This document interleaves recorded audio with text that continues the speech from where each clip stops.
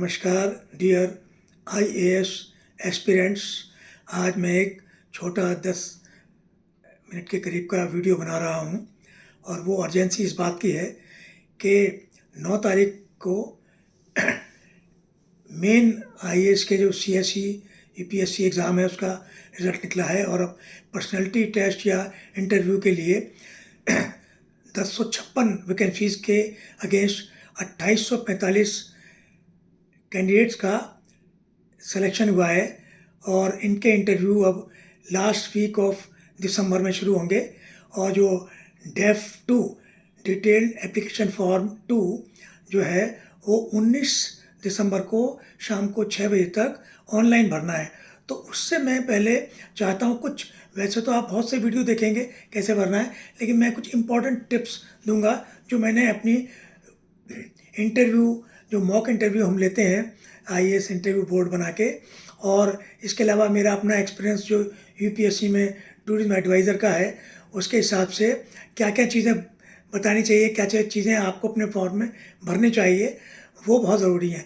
कुछ तो फैक्ट्स हैं आपका, जैसे प्लेस ऑफ बर्थ है, पेरेंट्स का कहाँ रहते हैं, क्या करते हैं, आपकी क्वालिफिकेशन क्या है, सब्जेक्ट क्या है। तो इसमें कुछ चॉइस नहीं, चॉइस आती है लिखने में कि आप अपनी हॉबीज़ को क्या भरेंगे, अपनी एक्स्ट्रा करिकुलर एक्टिविटीज़ में क्या भरेंगे, एक्टिविटीज़ में स्कॉलरशिप, अवार्ड, ग्रेजुएशन के दौरान, अपनी स्कूलिंग के दौरान, इसमें आप क्या भरेंगे और क्या नहीं भरना चाहिए आपको। तो पहली बात तो ये कि be very truthful to the board, क्योंकि डेफ 2 का मतलब सिर्फ इंटरव्यू के बोर्ड के लिए है और आपका कोई अगर इंप्रेशन इसमें बहुत जमाना है उससे कोई मार्क्स नहीं है। सिर्फ उसमें जो लिखा है अगर वो उस पर आप सच्चे साबित होते हैं तो वो इंटरव्यू में आपको मार्क्स दिला सकते हैं। और आपने बहुत कुछ बढ़ा चढ़ा के लिख दिया, जैसे मैंने देखा मेरे आईआईटी दिल्ली से मैंने जब किया है तो आईआईटी के को जो कैंडिडेट्स होते हैं उन्होंने अपनी एक्स्ट्रा करिकुलर एक्टिविटीज़ में, हॉबीज़ में 5-5, 6-6, 8-8 दिए हैं। अब उनमें जो लास्ट वाली हॉबी या एक्टिविटीज़ के बारे में उनसे पूछो तो दाएँ बाएँ, तो ये सब इंप्रेशन डाउन करता है। यानी आप चले थे छब्बे बनने और दुबे बन के आ गए, तो ये चीज़ नहीं होनी चाहिए। तो मैं कुछ टिप्स आपको दूंगा जो ज़रूरी हैं। तो जैसे ये पास्ट ट्रेंड में एक बार तो और बता दूं कि जो फीमेल कैंडिडेट्स हैं उनके लिए अच्छी खबर जनरली है कि जनरली उनका 40%, जो 2845 में से जो लड़कियां हैं उनका अपना 40% लड़कियां सिलेक्ट होती हैं, जबकि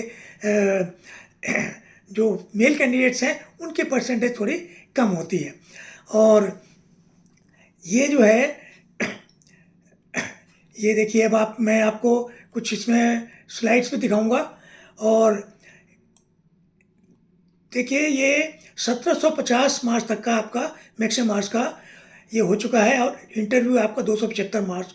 तो 275 मार्क्स के इंटरव्यू में कैसे ज़्यादा मार्क्स लाए जाए। 740 एवरेज आता है, 1750 जो मेन के टेस्ट में उसमें, तो 820 825 तक मार्क्स आ गए तो आपका 1000 के बराबर आपके बॉटम लाइन पे मार्क्स आ सकते। 70% आपके हार्ड वर्क, नॉलेज, डेडिकेशन और किस तरह से आर्टिकुलेट वे में बिना झिझक के कॉमन सेंस लगा के आप आंसर देते हैं उस पर डिपेंड करता है। और 10-25% तक करीब लक पर डिपेंड करता है। आर्टिकुलेट होने का मतलब यह है कि सीधे आपने बोला कि साहब कितने कैरेट होते हैं सोने में, तो आप कहते सर मुझे नहीं पता, ये नहीं, थोड़ा सा आइडिया लगाइए कैरेट है कहाँ से बने।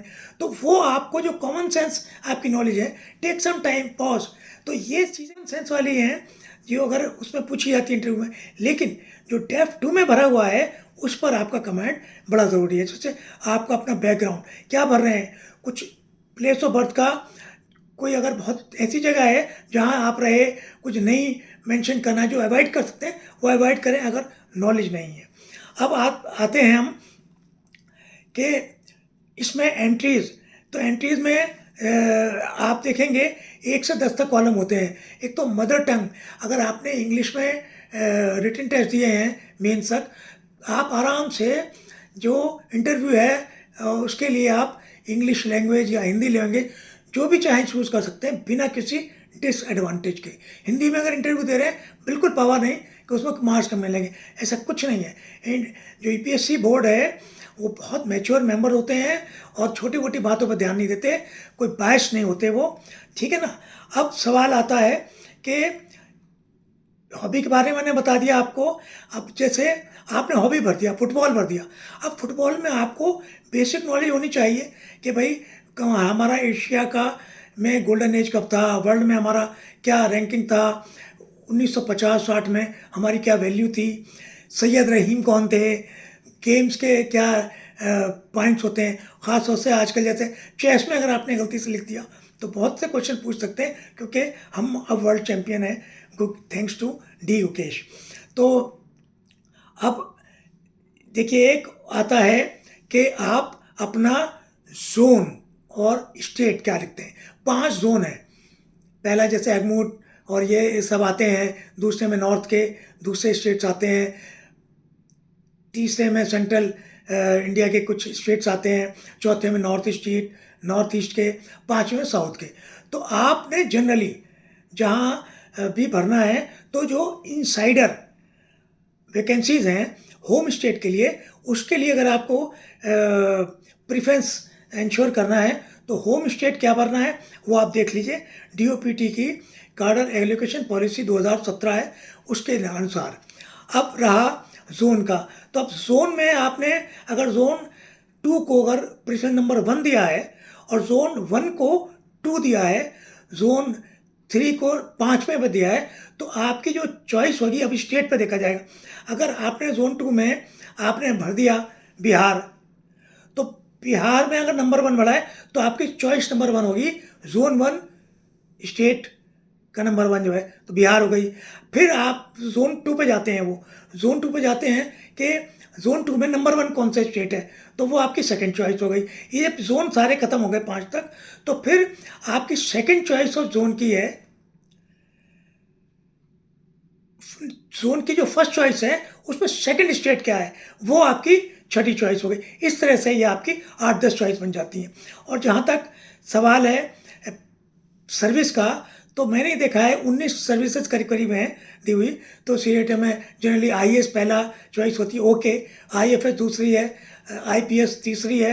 कुछ लोग यूनिफॉर्म को पसंद करते हैं तो आईपीएस में भी देयर फर्स्ट चॉइस, कोई बुराई नहीं है।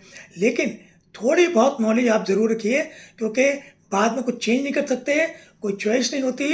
अगर आपने कुछ भरा नहीं है तो फिर यूपीएससी अपने हिसाब से डिसाइड करती है। लेकिन अगर आपने गलती से कुछ भर दिया कि आपने रख दिया पोस्टल सर्विस तीसरे नंबर पे, इंफॉर्मेशन सर्विस चौथे नंबर पे, तो फिर आप रेवेन्यू सर्विस वगैरह अगर आपके 7वें 8वें नंबर पे, तो चेंज नहीं कर सकते। तो पता होना चाहिए आपको किसकी कितनी इंपॉर्टेंस है। ऑफकोर्स आईएएस मोस्ट डिमांड है, फिर फॉरेन सर्विस की डिमांड है, आईपीएस की डिमांड है 30 नंबर। ये ऑल इंडिया सर्विस है, इसमें आईएएस आईपीएस, और ये जो स्टेट कार्डर भी इन पर डिपेंड करता है। और बाकी जो रेवेन्यू सर्विस हैं, डिफेंस अकाउंट्स हैं, इनके बारे में थोड़ी नॉलेज कर लें, क्योंकि मैं देखता हूँ कि आजकल आईएएस में सेंट्रल स्टाफिंग स्कीम में कम लोग जाते हैं। तो joint secretary, additional secretary, IAS के लोग कम होते हैं। तो जो दूसरी सर्विस हैं, defence accounts, even postal, revenue service, इसके लोग additional secretary, special secretary, even secretary बन के रिटायर हो रहे हैं। तो आप थोड़ा अगर आपको ये नॉलेज होगी तो ठीक से 1 से 19 तक की जो चॉइस रखें वो भरें। और बहुत फिर से मैं एक बार बता दूं, जो एक्स्ट्रा करिकुलर एक्टिविटीज़ हैं, और आपके जैसे आपने लिख दिया पढ़ने का शौक़ है, अब पढ़ने का शौक़ हर एक को होता है, तो लिखिए कि आप ऑटोबायोग्राफी पसंद करते हैं। अगर आपने लिख दिया क्रिकेट, तो क्रिकेट सब लिखते हैं, तो क्रिकेट में लिखिए कि मुझे जो है आई लाइक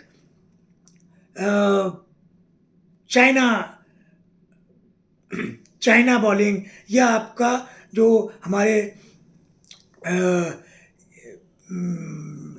फास्ट बॉलिंग में मैं बहुत इंटरेस्टेड हूँ, स्विंग वाले में तो पता होना चाहिए स्विंग के जो कहते हैं किंग कौन रहे हैं, वसीम अकरम है कि कौन है। तो ये सब चीज़ें जानना चाहिए, क्योंकि direct question plus incidental to your hobbies, तो ये बहुत ध्यान रखने वाली बात है क्या लिख रहे हैं। जब आप एंट्री भर रहे हैं तो कृपया ध्यान रखें कि क्या उस पर आए हुए क्वेश्चन को आप जवाब दे सकते हैं। अगर यदि यहाँ तो आराम से भरिए। और यही मेरा आप लिए ब्लेसिंग्स रहेंगी कि आप अच्छी तरह तैयारी करिए, क्योंकि ये it's a process of elimination. तो हर 3 में से एक कैंडिडेट सेलेक्ट होना है, और मैं समझता हूँ कि आप उनमें से एक ज़रूर होंगे। तो all the best for your DAF 2 filling up form. धन्यवाद।